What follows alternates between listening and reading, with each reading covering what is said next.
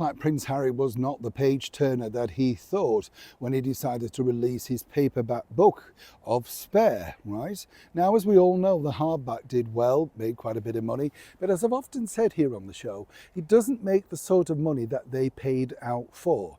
And what you'll have seen, particularly over the last couple of years, if you're very eagle-eyed like I am, is of course the people that have been putting out books, autobiographies, have certainly been getting a lot lower payment, all thanks to the fact that Penguin Random House splashed out so much cash to get this book. It's kind of caused like false advertising, you know. Everybody then knows about the company and the person can say, oh look, you know, I got Prince Harry and I signed him. Now, if you remember, there's a couple of things as I keep pointing out about that particular deal. First and foremost, it was supposed to be 4 books and so far we've only seen 1. No surprise there. We know Harry and Meghan don't like to put any graft in. And also, if you remember, profits from the book were going to go to various Prince Harry charities. Now, considering they're always waving the flag about the parent association and whatever, why have we not seen where the alleged profits of these books have gone? I mean, you would have thought, particularly Penguin Random House, that they would have wanted to make a very big issue of this, given the fact that they put it out there in their press release. So are they saying, and I'm throwing this over to Penguin Random House, that there were no actual profits? Who received what for the charities? I think it's fair to put that out simply because people buying that may have thought they were doing some kind of good, you know, to help various things.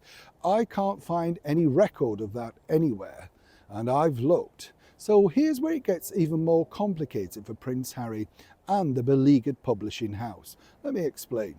Hi, good to see you. Thank you so much as ever for your time. You all right today? Yes, it's always good to share these stories, you see. This is what I truly believe. Now, here's where I think it's really very complicated really for Harry, because now, as you know, he's battling on with that visa debacle and it's becoming an absolute shambles because clearly he's either not telling the truth or just spinning it around for PR. I think we know what it really is, and as we now know, President Trump could or could not hold the fate of Prince Harry in his hands, quite literally, if he decides to, well, set him free. And if we were to make that document public, how bad would it read? Again, we kind of know that Prince Harry's not really telling the truth, because as you pointed out, as he should have pointed out, he basically said he may have exaggerated some of the stories in the book to try and get sales. Now, this really set Penguin Random House on fire, simply because they were told that everything was factual. They paid a lot of money to the ghostwriter, and you know, it cost them a lot of money.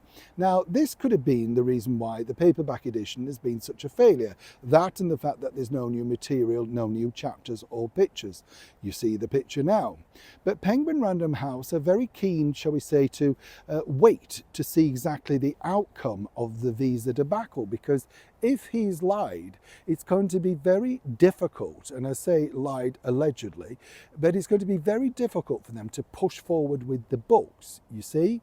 Because if they're going to do more books, who's now going to believe anything that Harry's written if he's lied so spectacularly? And as I said, he pointed out, if you remember, that he knocked off certain soldiers in Afghanistan like chess pieces on a board. And then basically he said he never said that, but it's in the book, right?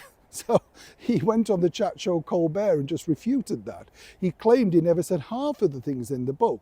And this has really stung, I've been told, and as ever allegedly, the high board of Penguin Random House. And this is really the reason why they're not pushing for the remainder of the book deal. That and slow sales just generally across the publishing world.